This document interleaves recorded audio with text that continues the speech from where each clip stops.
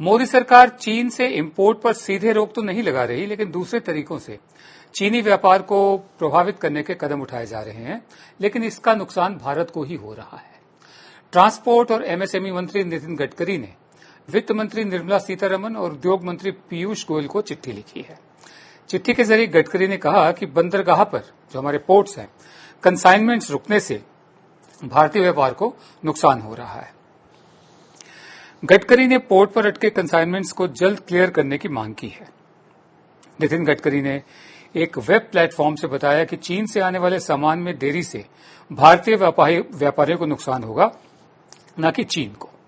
गडकरी ने कहा कि हमारा ध्यान इंपोर्ट को कम करने पर है और ऐसा करने के लिए हम इंपोर्ट का जो टैक्स है, टैरिफ है, वो बढ़ा सकते हैं, लेकिन पहले से ही जो इंपोर्ट हो चुका है उनको क्लियर ना करना, इससे व्यापारियों को बहुत नुकसान होगा।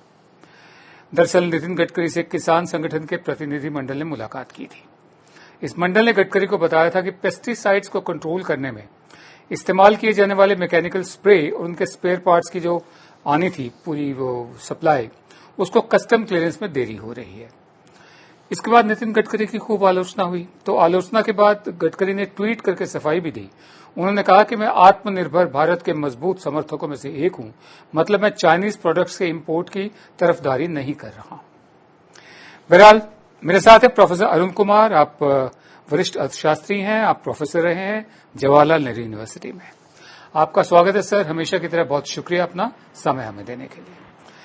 मेरा सवाल आपसे ये है कि क्या ये सच है कि बिजनेस डेवलपमेंट के लिए भारत चीन पर निर्भर है, न कि चीन भारत पर?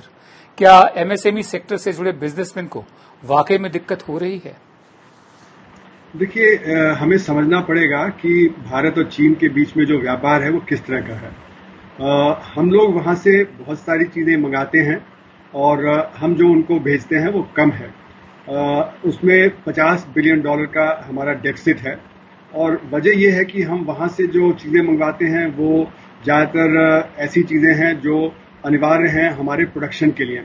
जैसे कि दवाओं के लिए 80% करीब जो रॉ मटेरियल है वो वहां से आता है। उसी तरह इलेक्ट्रॉनिक प्रोडक्ट्स हैं, ऑटोमोबाइल कंपोनेंट्स वगैरह हैं। तो हमारे लिए चीन का जो ट्रेड है वो बहुत ही अहम है और उनके लिए हम इतने अहम नहीं हैं, क्योंकि हम उनके लिए 7वें पायदान पे हैं, जबकि वो हमारे लिए करीब करीब पहले ही पायदान पे हैं। तो जब वहां से माल आना कम हो जाएगा तो हमारे यहाँ जो उत्पादन है उस पर असर पड़ेगा। तो गडकरी जी उसी बात को कह रहे हैं कि अगर वहां से माल आना बंद हो गया तो फिर इसका असर होगा कि हमारा उत्पादन कम हो जाएगा। तो अगर हमें अपना ये बैलेंस दोबारा रिस्टोर करना है तो ये तुरंत नहीं कर सकते हैं, इसमें समय लगेगा। मुझे लगता है ये सिर्फ एक सिग्नल है चीन को कि अगर जो हमारी सीमा पे जो समस्या है, जो बहुत ही एक तरह से दुखदायक है कि इस तरह का भारत और चीन के बीच में टकराव हो रहा है, अगर वो हम रिजॉल्व नहीं करते हैं तो फिर चीन के जो उनको ट्रेड पे असर पड़ेगा। पर जैसे मैंने कहा कि हम उनके लिए 7वें पायदान पे हैं, वो हमारे लिए पहले पायदान पे हैं, तो असर हमारे ऊपर ज्यादा होगा, उनके ऊपर कम होगा। तो ये जो गडकरी जी ने कहा है कि अगर हमें अपना ट्रेड उनके साथ कम करना है तो लॉन्ग टर्म में कम करना पड़ेगा, वो इमीडिएट शॉर्ट टर्म में नी जर्क रिएक्शन के साथ नहीं हो सकता है।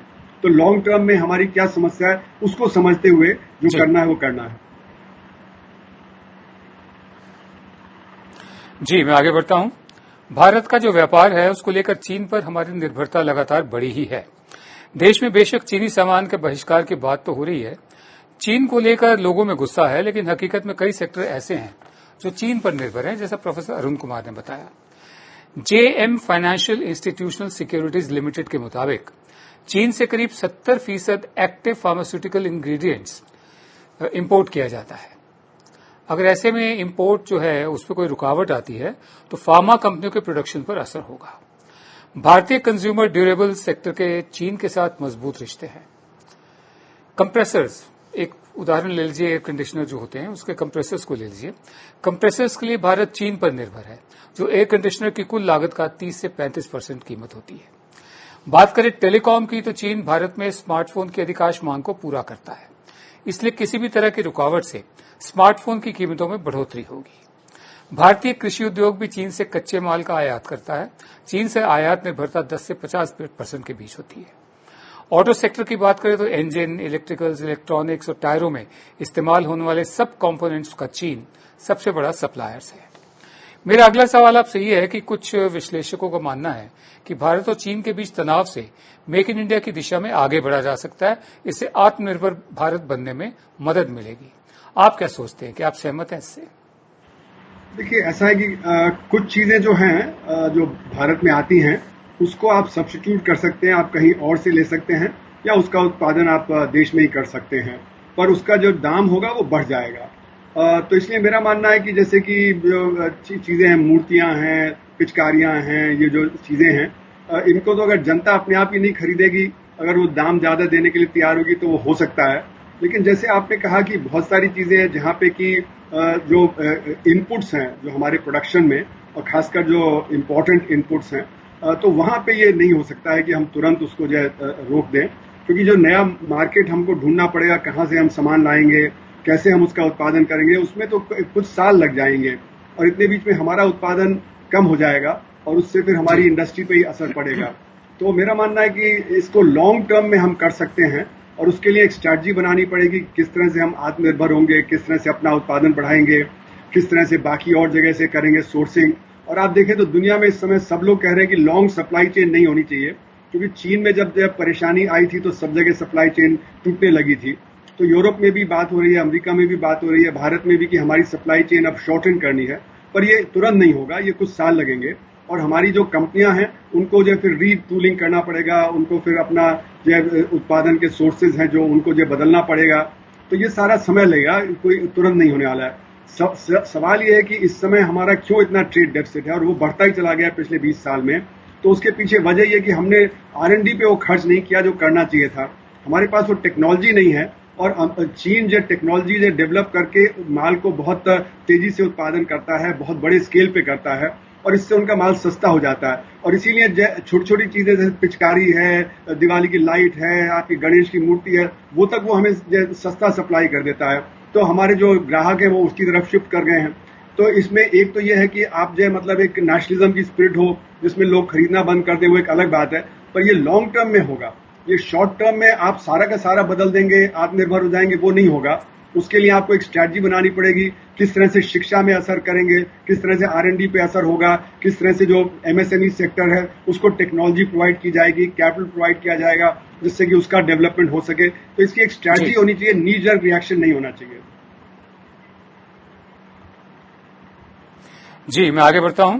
हम चीनी माल के बहिष्कार की बात ऐसे वक्त में कर रहे हैं जब हमारी अर्थव्यवस्था खुद ही खस्ता हाल है। कोरोना और अचानक हुए लॉकडाउन से ज्यादातर उद्योग धंधों और अर्थव्यवस्था को बड़ा नुकसान हुआ है। रियल एस्टेट सेक्टर से जो पहले से ही मंदी की मार झेल रहा था, उसकी हालत पहले से और बदतर हो गई है। कोरोना से पहले ही कई रियल एस्टेट प्रोजेक्ट्स देरी का सामना कर रहे थे, लेकिन कोरोना संकट में हालात और बिगड़ गए हैं। कुछ अनुमानों के मुताबिक आधे ही प्रोजेक्ट्स में काम फिर से शुरू हो गया है, लेकिन डेवलपर्स लिक्विडिटी, उनके पास पैसा कितना है, और लेबर की कमी का सामना कर रहे हैं जो डेवलपर्स हैं। रियल एस्टेट डेवलपर्स का कहना है कि प्रोजेक्ट्स में लगे अधिकतर प्रवासी मजदूर अपने घर लौट चुके हैं।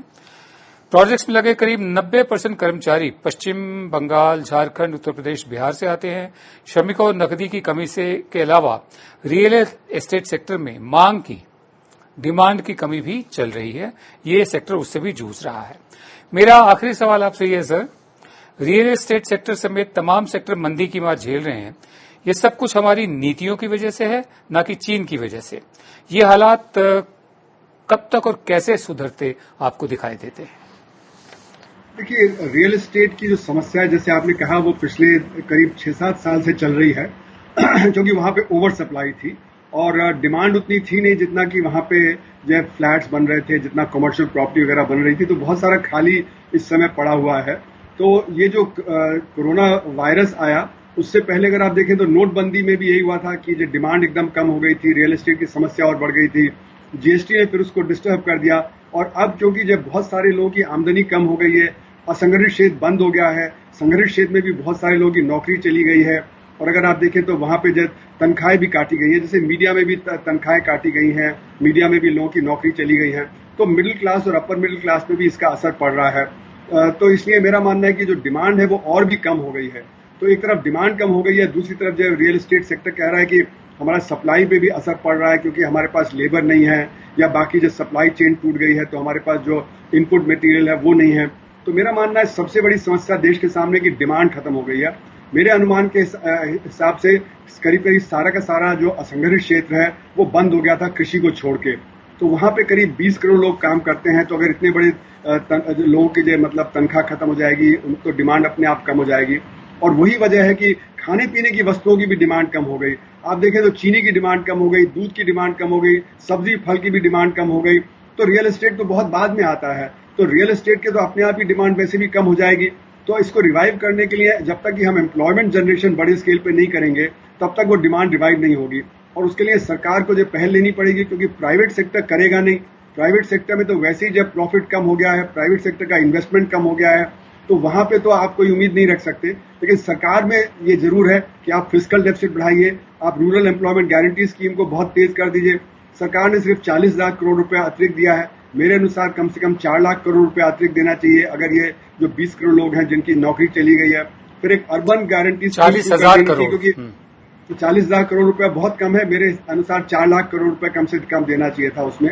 और जो अर्बन गारंटी है उसको रिवाइव करना चाहिए, बनाना चाहिए। अभी तक तो है नहीं।